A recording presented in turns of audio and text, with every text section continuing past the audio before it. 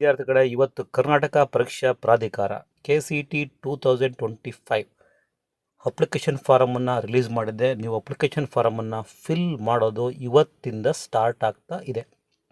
ಹಾಗಂತ ನೀವು ಇವತ್ತೇ ಅಪ್ಲಿಕೇಶನ್ನ ಫಿಲ್ ಮಾಡಬೇಕು ಅನ್ನೋ ಹರಿಬರಿ ಬೇಡ, ವೆಯ್ಟ್ ಮಾಡಿ. ಏಕೆಂದರೆ ಇವತ್ತು ಜಸ್ಟ್ ಅಪ್ಲಿಕೇಶನ್ ಫಾರಮ್ನ ಫಿಲ್ ಮಾಡೋದಕ್ಕೆ ಕರ್ನಾಟಕ ಪರೀಕ್ಷಾ ಪ್ರಾಧಿಕಾರ ಅವಕಾಶ ಕೊಟ್ಟಿದೆ. ಹಾಗಂತ ನೀವು ಇವತ್ತೇ ಎಲ್ಲ ಹರಿಬರಿಯಾಗಿ ಫಿಲ್ ಮಾಡೋಕ್ಕೆ ಹೋಗಬೇಡಿ. ಏಕೆಂದರೆ ಲಾಸ್ಟ್ ಡೇಟ್ ಫೆಬ್ರವರಿ 18 ತನಕ ಇದೆ. ಫೀಸನ್ನು ಪೇ ಮಾಡೋದಕ್ಕೆ ಲಾಸ್ಟ್ ಡೇಟ್ ಫೆಬ್ರವರಿ 20 ತನಕ ಇದೆ. ಅಂದರೆ ನಿಯರ್ಲಿ 1 ಮಂತ್ ಇದೆ. ಸೊ ಹಾಗಾಗಿ ನೀವು ಇವತ್ತೇ ನಾವೆಲ್ಲ ಫಿಲ್ ಮಾಡಿಬಿಟ್ಟು ಅಪ್ಲಿಕೇಶನ್ ಫಾರಮ್ನ ಫಿಲ್ ಮಾಡಿಬಿಟ್ರೆ ನಂಗೆ ಇವತ್ತೇ ಸೀಟು ಸಿಕ್ಬಿಡುತ್ತೆ KCET ಕಡೆಯಿಂದ ಅಂತ ಅನ್ಕೊಳಕ್ಕೆ ಹೋಗಬೇಡಿ. ಬರೀ ಬೇಡ, ಒಂದು ನಿಯರ್ಲಿ 2 ಡೇಸ್ 3 ಡೇಸ್ 4 ಡೇಸ್ ಆಗಲಿ, ಆಮೇಲೆ ನೀವು ಅಪ್ಲಿಕೇಶನ್ನ ಅಪ್ಲೈ ಮಾಡಿ. ಯಾಕೆ ಅಂದರೆ ಈಗ ಭಾಳಷ್ಟು ವಿದ್ಯಾರ್ಥಿಗಳು ಕೇಳ್ತಾ ಇದ್ದೀರಾ, ಹಾಗೆ ಪೇರೆಂಟ್ಸ್ಗಳು ಸಹ ಫೋನ್ ಮಾಡಿದರು. ಯಾಕೆ ಅಂದರೆ ನಾವೀಗ ಅಪ್ಲಿಕೇಶನ್ ಫಾರಮ್ನ ಅಪ್ಲೈ ಮಾಡೋಕ್ಕೆ ಹೋಗ್ತಾ ಇದ್ದೀವಿ, ಮೊಬೈಲ್ ನಂಬರ್ನ ಎಂಟ್ರಿ ಮಾಡ್ತೀವಿ, ರಿಜಿಸ್ಟ್ರೇಷನ್ನು ಮಾಡ್ಕೊಂಡಿದ್ದೀವಿ, ಬಟ್ OTP ಬರ್ತಾ ಇಲ್ಲ ಸರ್ ನಮಗೆ ಅಂತ. ಯಾಕೆ ಅಂದರೆ ಇದು ಫಸ್ಟ್ ಡೇ, ಇವತ್ತು ಫಸ್ಟ್ ಡೇ. ಸಾಫ್ಟ್ವೇರ್ ಪ್ರಾಬ್ಲಮ್ ಇರುತ್ತೆ, ಸಾಫ್ಟ್ವೇರ್ ಅಪ್ಡೇಟ್ ಆಗಬೇಕು, ವೆಯ್ಟ್ ಮಾಡಿ. ಎಲ್ಲರೂ ಅಟ್ ಎ ಟೈಮ್ ರಿಜಿಸ್ಟ್ರೇಷನ್ ಮಾಡಬೇಕು ಅಂತ ಹೋದಾಗ ಸರ್ವರ್ ಬ್ಯುಸಿ ಬಂದೇ ಬರುತ್ತೆ, ಸಾಫ್ಟ್ವೇರ್ ಪ್ರಾಬ್ಲಮ್ ಆಗುತ್ತೆ. ವೆಬ್ಸೈಟ್ಗೆ ವಿಸಿಟ್ ಕೊಟ್ಟು ನೀವಲ್ಲಿ ರಿಜಿಸ್ಟ್ರೇಷನ್ ಬೇಕಾದ್ರೆ ಮಾಡ್ಕೊಳ್ಳಿ. ಅಕಸ್ಮಾತ್ ಮಾಡ್ದಲೇ ಇದ್ದರೆ ಏನು ಗಾಬರಿ ಆಗಬೇಡಿ. 1 ಮಂತ್ ನಿಯರ್ಲಿ ಟೈಮ್ ಇದೆ, ವೆಯ್ಟ್ ಮಾಡಿ, ಹರಿಬರಿ ಮಾಡೋಕ್ಕೆ ಹೋಗಬೇಡಿ. ಪೇಷನ್ಸ್ ಇರಲಿ, ನಿಮಗೆ ತಾಳ್ಮೆ ಅನ್ನೋದು ಇರಲೇಬೇಕು. ಯಾಕೆಂದರೆ ಈಗ 18th ಲಾಸ್ಟ್ ಡೇಟ್ ಇದೆ, ಫೆಬ್ರವರಿ 18, ಅದು ಇನ್ನೂ ಎಕ್ಸ್ಟೆಂಡ್ ಆಗುತ್ತೆ. ಇದು ಕರ್ನಾಟಕ ಪರೀಕ್ಷಾ ಪ್ರಾಧಿಕಾರ KEA, Karnataka examination authority, but ಇದು ಆ್ಯಕ್ಚುಲಿ ಕರ್ನಾಟಕ ಎಕ್ಸ್ಟೆಂಡೆಡ್ ಅಥಾರಿಟಿ. ನಿಮಗದು ಮುಂದೆ ಗೊತ್ತಾಗ್ತಾ ಹೋಗುತ್ತೆ. ಅಪ್ಲಿಕೇಶನ್ನ ಹೇಗೆ ಅಪ್ಲೈ ಮಾಡಬೇಕು, ಪ್ರತಿಯೊಂದು ಇನ್ಫಾರ್ಮೇಷನ್ನು ನಿಮಗೆ ಅಪ್ ಟು ಕೌನ್ಸಿಲಿಂಗ್ ಆಗೋವರೆಗೂ, ಕೌನ್ಸಿಲಿಂಗ್ ಆದಮೇಲೂ ಅಮೌಂಟ್ ರೀಫಂಡ್ ಆಗೋವರೆಗೂ ನಿಮಗೆ ನಾವು ಇನ್ಫಾರ್ಮೇಷನ್ನ ಕೊಡ್ತೀವಿ. ಅದಕ್ಕೋಸ್ಕರ ಚಾನಲ್ ಸಬ್ಸ್ಕ್ರೈಬ್ ಮಾಡ್ಕೊಂಡಿಲ್ಲ ಅಂದರೆ ಸಬ್ಸ್ಕ್ರೈಬ್ ಮಾಡ್ಕೊಳ್ಳಿ, ನಿಮ್ಮ ಫ್ರೆಂಡ್ಸ್ಗಳಿಗೂ ಸಹ ಶೇರ್ ಮಾಡಿ. ವಾಟ್ಸಪ್ಗಳಲ್ಲಿ ಅಥವಾ ಫೋನ್ ಕಾಲ್ ಮಾಡ್ಕೊಂಡು ನಮಗೀಗ ರಿಜಿಸ್ಟ್ರೇಷನ್ ಆಗ್ತಾ ಇಲ್ಲ, ಏನು ಮಾಡೋದು ಟೆನ್ಷನ್ ಮಾಡ್ಕೊಳಕ್ಕೆ ಹೋಗಬೇಡಿ, ವರಿ ಮಾಡಬೇಡಿ. ಟೈಮ್ ಇದೆ. ಕರ್ನಾಟಕ ಪರೀಕ್ಷಾ ಪ್ರಾಧಿಕಾರ, ಅದಕ್ಕೆ ನೀವು ವಿಸಿಟ್ ಮಾಡಿದಾಗ ನಿಮಗೆ ಇಲ್ಲಿ 3 ಲೈನ್ಸ್ ಕಾಣುತ್ತೆ, ಅದನ್ನು ಕ್ಲಿಕ್ ಮಾಡಿ. ಅದನ್ನು ಕ್ಲಿಕ್ ಮಾಡಿದಾಗ ಪ್ರವೇಶ ಕಾಣುತ್ತೆ, ಕ್ಲಿಕ್ ಮಾಡಿ. ಕ್ಲಿಕ್ ಮಾಡಿದಾಗ ನಿಮಗೆ ಇಲ್ಲಿ UGCET 2025 ಕ್ಲಿಕ್ ಮಾಡಿ. ಇದಾದ ಮೇಲೆ ಇಲ್ಲಿ UGCET ಆನ್ಲೈನ್ ಅಪ್ಲಿಕೇಶನ್ ಲಿಂಕ್ ಅಂತ ಇದೆ, ಇದನ್ನು ಕ್ಲಿಕ್ ಮಾಡಿ. ಇದನ್ನು ಕ್ಲಿಕ್ ಮಾಡಿದಾಗ ಆ ವಿದ್ಯಾರ್ಥಿಗಳು ಅಪ್ಲಿಕೇಶನ್ ಅಪ್ಲೈ ಮಾಡಬೇಕು ಅಂದರೆ UGCET engineering, UG NEET medical dental AYUSH, UG AYUSH, ಪಶುವೈದ್ಯಕೀಯ veterinary, pharma science, agricultural, BSc agricultural, architecture, nursing, pharmacy, paramedical courses, BPO, BPT, AHS, ಇಷ್ಟು ಕೋರ್ಸ್ಗಳಲ್ಲಿ ನೀವು ಯಾವುದಾದ್ರೂ ಒಂದು ಕೋರ್ಸು ಕರ್ನಾಟಕದಲ್ಲಿ ಮಾಡಬೇಕು ಅಂದರೆ ಅಪ್ಲಿಕೇಶನ್ನ ಕಂಪಲ್ಸರಿ ಹಾಕಲೇಬೇಕು. ನೀವು ನೀಟ್ ಮಾಡ್ತಿರೋ ಅಥವಾ ಡೆಂಟಲ್ ಮಾಡ್ತಿರೋ, ಆಯುಷ್ ಮಾಡ್ತಿರೋ, ಇಂಜಿನಿಯರಿಂಗ್ ಮಾಡ್ತಿರೋ, ಇಲ್ಲ ಪ್ಯಾರಾಮೆಡಿಕಲ್ ಕೋರ್ಸ್ ಮಾಡ್ತಿರೋ ಗೊತ್ತಿಲ್ಲ, ಬಟ್ ನಿಮಗೆ KE ಮುಖಾಂತರ ಸೀಟ್ ಅಲಾಟ್ ಆಗಬೇಕು ಅಂದರೆ ಫಸ್ಟು ಅಪ್ಲಿಕೇಶನ್ ಫಾರಮ್ನ ಅಪ್ಲೈ ಮಾಡಲೇಬೇಕು. ರೈಟ್. ನೆಕ್ಸ್ಟ್, ಅಪ್ಲಿಕೇಶನ್ ಫಾರಮ್ನ ಫಿಲ್ ಮಾಡೋದ್ರೊಳಗಡೆ ನಿಮಗೆ ಡಾಕ್ಯುಮೆಂಟ್ಸ್ಗಳು ಬೇಕೇ ಬೇಕು. ಫಸ್ಟ್ ಜೋಡಿಸ್ಕೊಳ್ಳಿ.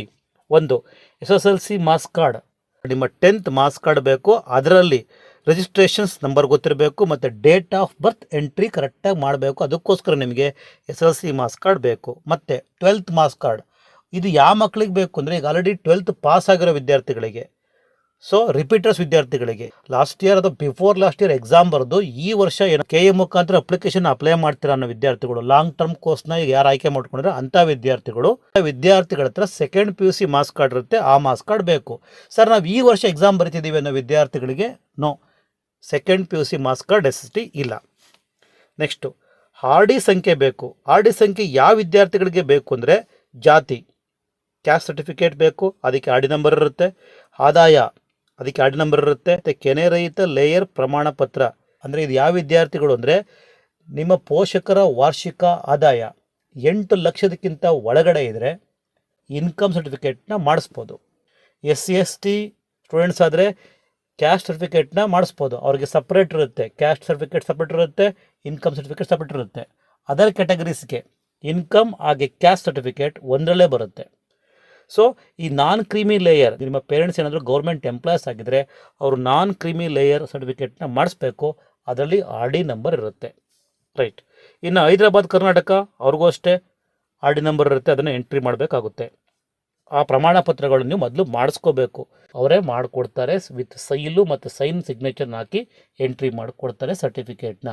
ಅದನ್ನು ನೀವು ಆಯಾ ಕರೆಸ್ಪಾಂಡಿಂಗ್ ಬಿ ಯು ಹತ್ರ ಸಿಗ್ನೇಚರ್ ಮಾಡಿಸ್ಕೋಬೇಕು. ಏನಾದರೂ ನೀವು ಫಸ್ಟ್ ಸ್ಟ್ಯಾಂಡರ್ಡಿಂದ 10th ಸ್ಟ್ಯಾಂಡರ್ಡ್ವರೆಗೂ ಕನ್ನಡ ಮೀಡಿಯಮ್ ಕನ್ನಡ ಮೀಡಿಯಮಲ್ಲಿ ಓದಿದರೆ ಅಂತಹ ವಿದ್ಯಾರ್ಥಿಗಳು ಅಷ್ಟೇ ನಿಮ್ಮ ಸ್ಕೂಲ್ಗಳಿಗೆ ವಿಸಿಟ್ ಮಾಡಿ ಹೆಡ್ ಮಾಸ್ಟರ್ ಕಡೆಯಿಂದ ಸೀಲು ಮತ್ತು ಸಿಗ್ನೇಚರ್ ಹಾಕಿಸ್ಕೊಳ್ಳಿ. ಅದನ್ನು ಬಿ ಯು ಆಫೀಸ್ನಲ್ಲಿ ಸೈನ್ ತೊಗೊಂಡು ಸೀಲ್ನ ಹಾಕಿಸ್ಕೊಂಡು ರೆಡಿ ಮಾಡಿ ಇಟ್ಕೊಳ್ಳಿ. ಒಂದು ವೇಳೆ ನಿಮ್ಗೆ ಯಾವುದೂ ಇಲ್ಲಿ ಸರ್ಟಿಫಿಕೇಟ್ ಅಪ್ಲೈ ಆಗ್ತಿಲ್ಲ ಅಂದರೆ ಯಾವುದೂ ಮಾಡಿಸೋ ನೆಸಿಟಿ ಇಲ್ಲ.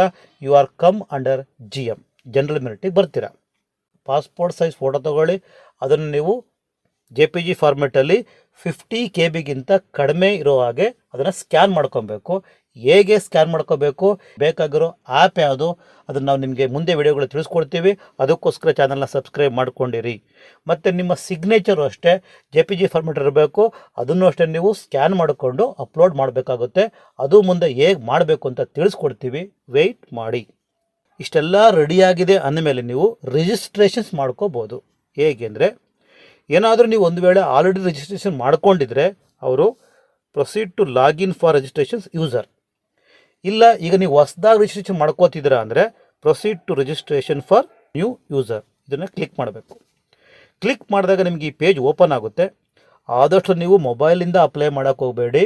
ಲ್ಯಾಪ್ಟಾಪ್ ತಗೊಳ್ಳಿ ಅಥವಾ ಸಿಸ್ಟಮಲ್ಲಿ ನೀವು ರಿಜಿಸ್ಟ್ರೇಷನ್ಸ್ನ ಮಾಡಿ. ಮೊಬೈಲಿಂದ ಮಾಡೋದಕ್ಕೆ ಹೋಗಬೇಡಿ, ಪ್ರಾಬ್ಲಮ್ ಆಗುತ್ತೆ ಮುಂದೆ. ಇಲ್ಲಿ ನೀವು ಕರ್ನಾಟಕ ರಾಜ್ಯದ have you completed SSLC from KSEAB government of Karnataka ಅಂತ ಕೇಳ್ತಾ ಇದೆ. ನೀವು ಕರ್ನಾಟಕ ಸ್ಟೇಟಲ್ಲಿ SSLC ಪಾಸ್ ಆಗಿದ್ದೀರಾ ಅಂತ. ಹೌದು, ಎಸ್ ಅಂತ ಕೊಡಿ, ಕ್ಲಿಕ್ ಮಾಡಿ. ಕ್ಲಿಕ್ ಮಾಡಿದ್ಮೇಲೆ ನೆಕ್ಸ್ಟ್ ನಿಮಗೆ ಈ ಪೇಜ್ ಓಪನ್ ಆಗುತ್ತೆ.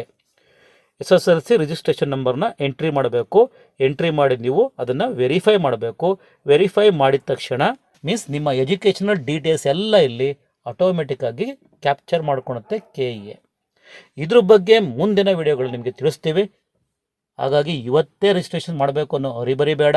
ಸರ್ವರ್ ಬ್ಯುಸಿ ಇದೆ, ಸಾಫ್ಟ್ವೇರ್ ಇನ್ನೂ ಅಪ್ಡೇಟ್ ಆಗೋದಕ್ಕೆ ಟೈಮ್ ತೊಗೊಳುತ್ತೆ. ವೆಯ್ಟ್ ಮಾಡಿ. ಮುಂದಿನ ವಿಡಿಯೋ ರಿಜಿಸ್ಟ್ರೇಷನ್ಸ್ ಹೇಗೆ ಮಾಡಬೇಕು ಅಂತ ತಿಳಿಸ್ಕೊಡ್ತೀವಿ. ಟೇಕ್ ಕೇರ್, ಬಾಯ್.